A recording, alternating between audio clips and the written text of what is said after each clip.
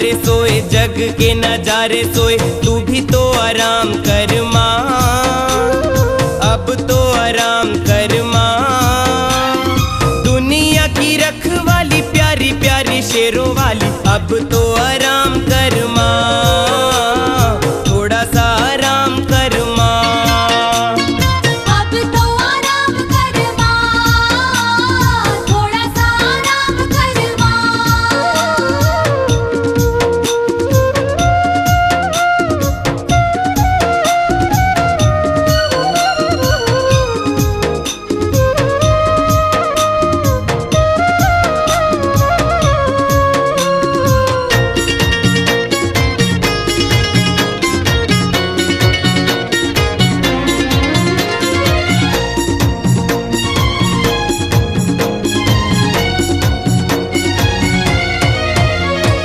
सतयुग में देवों की विनती सुनकर युद्ध संभाली, महिषासुर सा दानव मारी, शुंभ निशुंभ संघारी।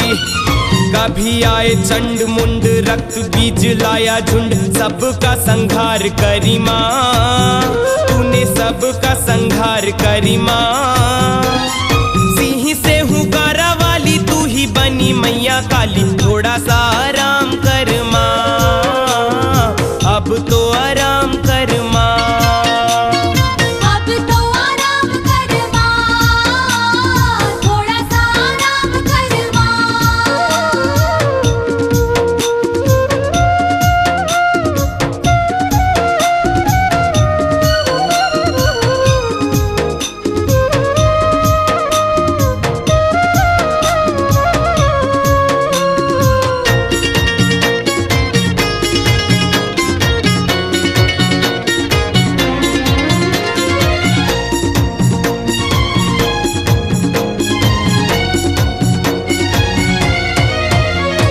त्रेता में तब तुमने सजाई, राम से नेह लगाई। कलयुग में सजा गर्भ गुफा माँ, भैरव अमर बनाई। ध्यानु ने चढ़ाया शीस, जोड़ के माँ दिया शीस, आला को अमर करी माँ, तूने आला को अमर करी माँ। साची साची जोता वाली मई हर की मेहरा वाली, अब तो आराम कर माँ, थोड़ा सा आराम कर माँ। अब तो आराम कर माँ, थोड़ा सा आराम कर माँ।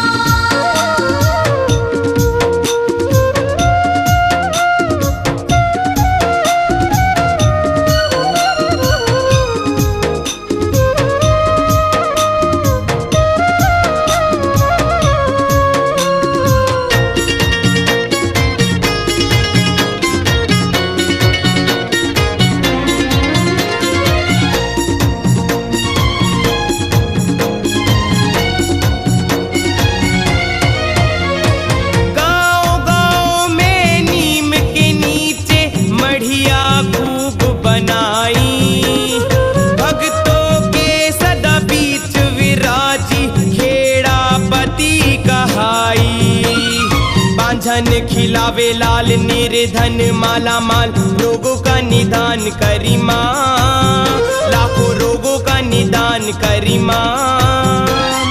बादल है सवाली दर से न जाए खाली, थोड़ा सा आराम कर माँ, अब तो आराम कर माँ।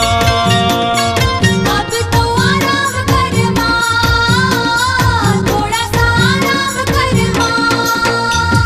तारे सोए सारे सोए, जग के नजारे सोए, तू भी तो आराम कर माँ, अब तो आराम कर माँ।